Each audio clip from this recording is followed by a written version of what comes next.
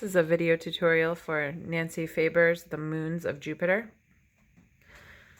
The way to think about this piece is in intervals and patterns. So I have a fifth with a second added at the bottom. That's the first group you'll see in this piece. We also have that mirrored in the left hand, and actually all of this stuff, with the exception of a little bit of the melody, is all fifths with seconds on the inside, mirrored in the left hand. So let's go down to the very last measure of the first page, and moving on to the top of the second page. The way to learn all of that is to practice it in blocks. So here I am at the last measure of page 1. That's what's written, but just practice it like that, and then practice it like that. So it'll all be a fifth with a second inside. Moving on to page 2. And then even at the end of page 2, we have that same interval. It just goes up. Looks like this. And even here, it looks like it might be something really complicated. It's actually just the fifth with the second inside of it, mirrored in the left hand. So you can see the octave higher, then it goes down where it's written. So that's an octave lower, another octave lower, another octave lower, and then the same before going down an octave. So you're going to go down from the top, second octave, third octave, fourth octave repeats, and the fifth octave. So let's see what that looks like on the keyboard. Here we are at the top. I'm going to start with just blocks. So notice I have the same open fifth with a second in the middle.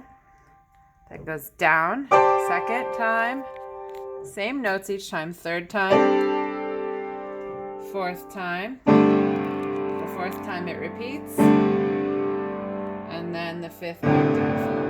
And then we end up resolving that into an A major chord. Okay, so let's look at that the way it's written now. I'm going to come back to the top of the keyboard, and you just break it down into steady sixteenths.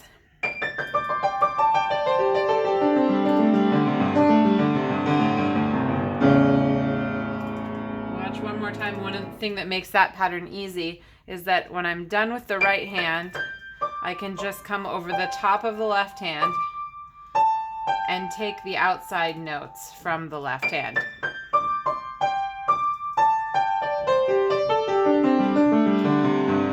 And that repeats.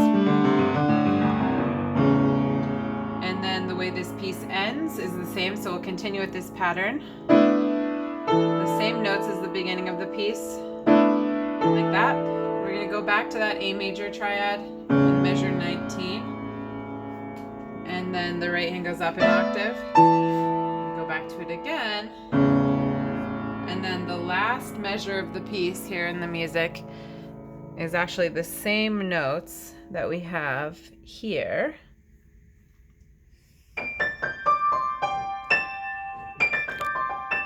And molto rip means you can play that pretty much as slow as you would like to. Okay, so that actually covers pretty much most of the music, with the exception of 4 measures of melody. Measure 5, 6, and measure 7, measure 3, 4, and then measure 7 and 8. So let's look at this pattern.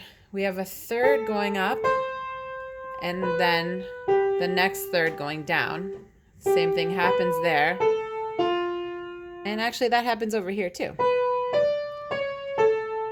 So that's one thing that makes this piece easy, is this just really compact amount of material. So we always start with the second finger. I'm going to go up a third, then down a third. Let's look at what those look like on the keyboard. So here's measure 3. Then I just move down for measure 4.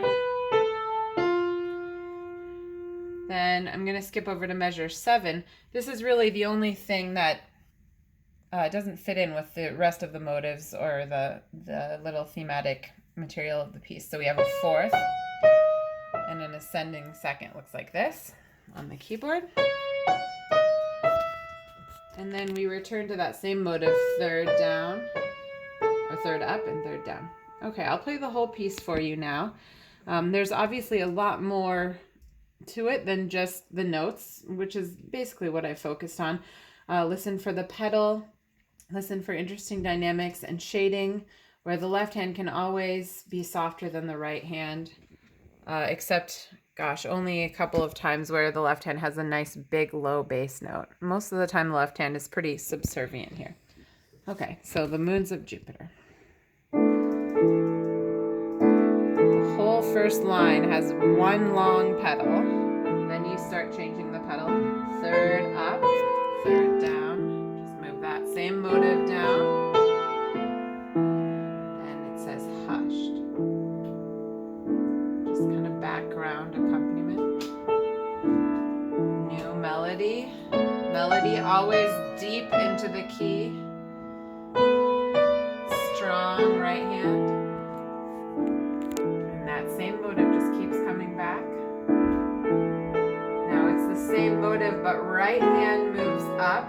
Left hand stays the same. Left hand goes down an octave and then low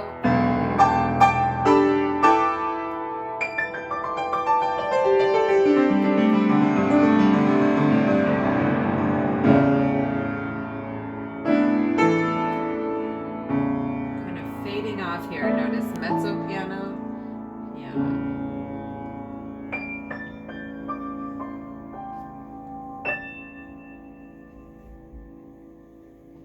And that's the Moons of Jupiter.